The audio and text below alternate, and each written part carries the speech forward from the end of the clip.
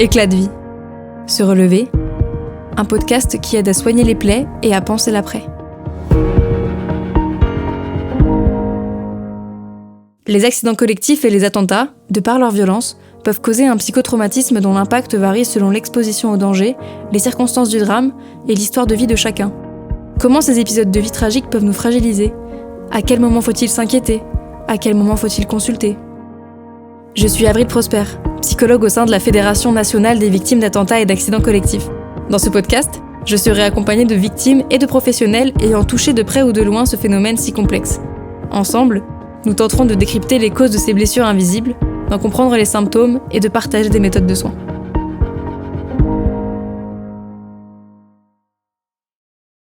Bonjour à tous, bienvenue sur le podcast de la FENVAC, Éclat de vie.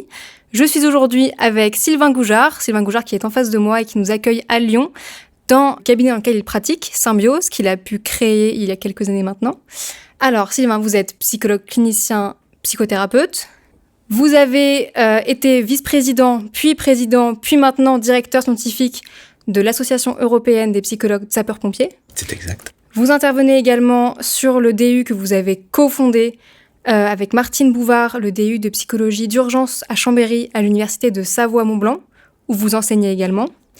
Et récemment, vous êtes intervenu en Ukraine avec la fameuse Association européenne de psychologues sapeurs-pompiers, afin d'intervenir sur les capacités de prise en charge concernant la psychologie d'urgence et la prise en charge psychothérapeutique des professionnels ukrainiens. C'est exact. On a travaillé sur la formation des psychiatres, des psychologues et des médecins à la prise en charge des psychotraumas de guerre pour les victimes civiles et les victimes primo-intervenants de l'urgence. Vous êtes encore maintenant sapeur-pompier ? C'est exact. Et donc vous travaillez avec des sapeurs-pompiers sur le trauma vicariant. C'est le thème dont on va parler aujourd'hui.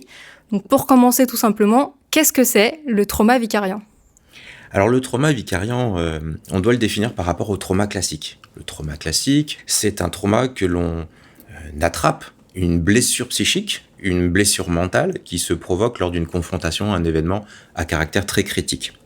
Le trauma vicariant, il va avoir une définition un petit peu plus différente, puisque c'est plutôt la répétition pour des professionnels de l'urgence à une récurrence d'événements critiques qui touchent d'autres victimes. Un policier qui est confronté régulièrement à des auditions sur des abus ou des violences. C'est le cas du médecin urgentiste qui, de manière récurrente, est confronté au décès de victimes, et c'est le cas du sapeur-pompier qui fait de la prise en charge de victimes de violences, de victimes d'accidents de manière récurrente. Cette exposition régulière à la souffrance des victimes et à leur récit également va être le facteur du psychotraumatisme que l'on appelle vicariant. C'est donc tout naturellement aussi un traumatisme qui va beaucoup toucher les psychologues, les psychiatres qui font de la prise en charge de victimes de manière courante. Ce trauma vicariant peut apporter des symptômes, voire des troubles liés au stress post-traumatique, mais j'imagine également à tout ce qui tourne autour, donc c'est-à-dire la dépression, l'addiction, les troubles anxieux peut-être aussi ? L'impact de travailler de manière récurrente avec des victimes, il est de deux natures. Soit, en fait, il participe à une forme de symptomatologie qu'on va appeler la fatigue de compassion, soit on va parler de trauma vicariant. D'un côté, la fatigue de compassion, c'est l'épuisement émotionnel, l'incapacité émotionnelle que l'on va déployer ou qui va se développer en nous par récurrence, en fait, d'écoute des récits. Quand finalement je suis confronté à une personne qui souffre, j'ai un système neurobiologique qui me permet de détecter cette souffrance, et dans ma neurobiologie, je vais aussi déclencher une petite souffrance personnelle. Cette souffrance personnelle, elle nous pousse naturellement, c'est neurobiologiquement programmé, à vouloir porter en fait secours, aide à la personne souffrante. Cette réaction physiologique, ce comportement d'aide que l'on souhaite déployer, s'il est efficace, alors on est en satisfaction de compassion, et c'est un phénomène qui apporte beaucoup de positivité pour les soignants qui accompagnent les victimes.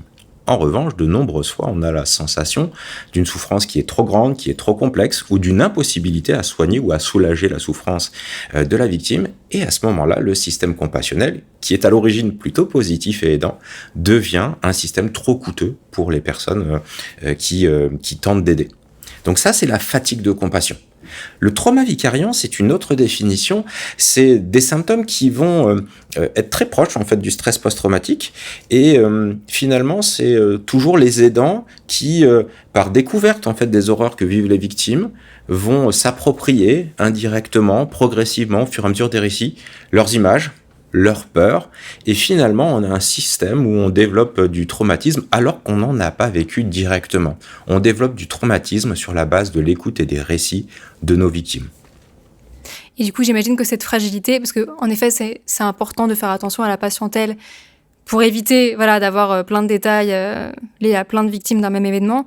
Sauf que par exemple, pour des psychologues qui interviennent sur des cellules d'urgence à la suite d'attentats, par exemple, j'imagine que c'est compliqué de se protéger en amont en limitant les expositions. En effet, il y aura plusieurs stratégies en fait de protection qui peuvent être employées. La première qu'on vient d'évoquer, c'est limiter le niveau d'exposition auquel on peut absorber en fait. Dans un deuxième cas, on va essayer aussi d'être très vigilant sur la maîtrise en fait des processus et des procédures professionnelles, car quelque chose qui aide à protéger en fait les soignants sans diminuer la qualité en fait de l'exercice que l'on a auprès des victimes, c'est de bien maîtriser en fait son processus thérapeutique ou son processus de soins. Un pompier qui sait quoi dire à une victime souffrante sera moins impacté qu'un pompier qui ne sait pas quoi lui dire. Parce que d'un côté, on a la sensation de pouvoir aider et accompagner. Et donc là, dans le phénomène de compassion dont je vous parlais tout à l'heure, on a un sentiment d'efficacité. En revanche, si on ne sait pas comment agir, ni comment réduire, ni communiquer avec une victime souffrante, on se retrouve, noyé dans la souffrance de la victime. Ça rejoint un petit peu ce qu'on disait avec Nathalie Defanic sur la psychoéducation.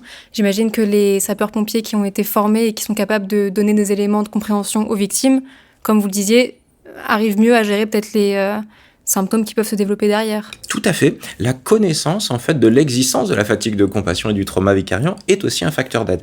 Certaines études ont montré lors des attentats notamment de 2015 que les pompiers, les primo-intervenants qui avaient une formation en amont en fait des événements critiques sur comment aider une victime, qu'est-ce que sont les risques psychosociaux, qu'est-ce que le trauma, comment en fait s'en protéger ou comment accompagner une victime présentant un psychotrauma, ce sont des facteurs de protection finalement, parce que cette population a été moins vulnérable que d'autres intervenants de l'urgence où les taux de stress post-traumatique sont plus élevés. Et ça nous interroge beaucoup du coup sur la formation des intervenants de l'urgence. Finalement, il y a une double approche positive à former correctement en amont. D'abord parce que dans l'accueil des victimes, on sera meilleur, plus adapté, moins inadéquat parfois. Mais surtout, c'est aussi protecteur pour les primo-intervenants de maîtriser ces fondamentaux. Est-ce qu'on peut être primo-intervenant ou aidant toute sa vie ? Peut-être. Mais probablement pas, en fait. Je crois qu'à un moment donné, ça va dépendre de comment on s'est confronté à son parcours. Mais si notre volumétrie d'exposition à la souffrance, elle est trop forte, ou si, par le plus grand des hasards, notre vie privée devient, elle, source d'un traumatisme majeur, cela change notre rapport au patient. Et si on n'est pas capable de résorber ce trauma complètement, est-ce qu'on a encore suffisamment de force pour aider l'ensemble de nos patients? Et si effectivement je vis en fin de carrière ou après tous ces apprentissages finalement et toutes ces intégrations d'informations, un événement à caractère critique pour moi qui a des caractéristiques communes avec mon passé, alors il y a un effet amplificateur de la vicariance et du trauma. Donc ça c'est vraiment une des délicatesses que rencontrent beaucoup les professionnels de l'urgence, concrètement. Il y a une forme d'imprégnation progressive et d'usure, finalement, qui apporte une vulnérabilité additionnelle par quantité de souffrance à laquelle on a été exposé. Il y en a beaucoup des primo-intervenants qui viennent en consultation pour un trauma vicariant ? Alors les statistiques sont pas très régulières sur ce genre de questions. Il y a quelques études qui parlent de cette traumatologie. Par exemple, il y a une étude nord-américaine qui montre que chez les primo-intervenants, policiers, ambulanciers, pompiers, on a 14% de la population professionnelle qui souffrira au cours de sa carrière d'un trauma vicariant. Et je trouve que c'est déjà un chiffre astronomique. Il y a bien sûr le sommet de l'iceberg et peut-être une phase un peu discrète. Il n'est pas simple en fait de travailler sur ces concepts dans le métier d'aide parce que on a une culture très centrée sur la performance, l'aide à l'autre, le sacrifice. Et de ce fait, quand on est soignant, aidant, primo-intervenant, on n'a pas l'idée dans notre exercice d'être une victime potentielle. Hélas, en fait, c'est quelque chose que l'on devrait mieux réfléchir dans le cadre de la prévention primaire et nous dire, attention, les premiers signes, en fait, de la fatigue de compassion ou du trauma vicariant sont les suivants. Soyez attentifs et pour pouvoir rester de bons aidants performants, en fait, pour les victimes, eh bien, prenez-vous en charge au niveau psychologique, protégez-vous, entraînez-vous, ayez recours en fait au système d'aide existant afin de vous permettre de faire une carrière longue et surtout de travailler de manière qualitative avec les victimes qui en ont tellement besoin. Est-ce que une personne qui est touchée par le trauma vicariant peut à son tour transférer entre guillemets ce trauma vicariant à ses proches qui peuvent peut-être à leur tour eux-mêmes le transférer à leurs proches? Est-ce qu'il y a un phénomène de contamination comme ça? Eh bien, potentiellement en fonction de la nature dont le patient traumatisé vicariant exprime son trauma. Parce qu'il faut qu'il y ait un partage de la souffrance pour qu'il y ait une forme de contamination. Beaucoup d'études nous montrent qu'il est très intéressant quand on accompagne un patient qui est victime d'un trauma au premier degré, il est intéressant et protecteur d'informer, de sensibiliser, voire de doter d'outils son entourage pour que son entourage soit à la fois une source d'aide pour la victime, mais également une source de protection finalement à la contamination. Si cela est vrai dans le cadre de la famille d'une victime directe, eh bien c'est aussi vrai dans le cadre de la traumatisation vicariante. Un soignant qui veut se protéger de la fatigue de compassion doit être d'abord un soignant ou un aidant qui est en capacité de détecter les premiers signes. Donc il faut connaître les signes de la fatigue de compassion, c'est-à-dire la perte d'envie, la fatigabilité, ces fameux signes du burn-out, entre guillemets, que l'on connaît bien maintenant depuis des années, cette irritabilité qui se développe dans la relation avec la victime aidée. Ou de l'autre côté, quand on parle du trauma vicariant, la naissance de peur, de crainte, des images intrusives qui nous reviennent, d'abord, il faut savoir détecter ça. Détecter, en fait, pour mettre en œuvre les premières mesures de correction, c'est-à-dire se protéger. Et il s'avère aussi que les études nous montrent qu'il faut se protéger, alors même en amont de la détection des signes, naturellement, mais si on est plongé dans ce qui est le plus horrible, en fait, au sein de l'humanité, eh bien, en fait, il faut savoir aussi se plonger dans le beau et dans le productif. Les soignants qui dosent en fait leur temps thérapeutique et qui, à côté de ça, participent à des choses qui sont beaucoup plus légères dans le quotidien, qui ont un engagement associatif, un engagement ou un travail ou des passions autour de l'art, de la musique, de la créativité, finalement des choses qui sont très porteuses d'émotions saines et positives, eh bien vont être des personnes plus résilientes à la fatigue de compassion. Donc tout est question de dosage, à la fois du niveau d'exposition, puis du taux d'agrément ou d'énergie que l'on met à se protéger, finalement, à avoir une vie équilibrée dans le cadre d'un exercice qui est très particulier, finalement, qui est un exercice professionnel dans la souffrance de l'autre. Et je crois qu'on se le doit, de toute façon, d'être en bonne santé mentale pour aider les victimes. Il y a un moment donné, si on ne fait pas cette recherche d'équilibre, bien, on ne sera plus en capacité d'aider correctement nos patients. Est-ce que vous auriez des conseils ou des ouvrages pour les personnes qui nous écoutent sur le trauma vicariant et sur sa prise en charge de manière générale?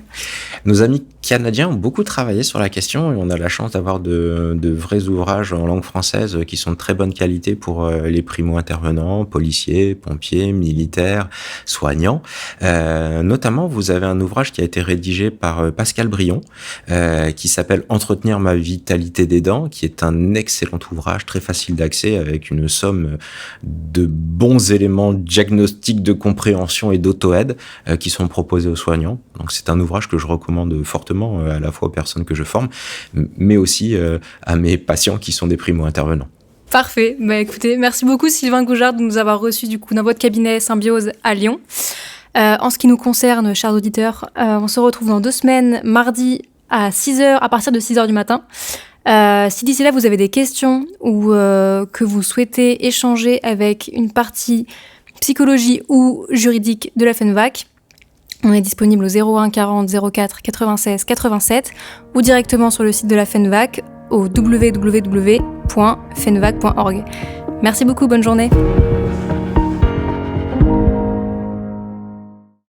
Attention, les informations partagées au fil de ce podcast ne sont en aucun cas un outil d'autodiagnostic ou de soins. Le recours à un professionnel est donc vivement recommandé. À la suite d'un événement traumatogène, il est important de rester attentif aux troubles pouvant intervenir sur le plan psychique ou physique.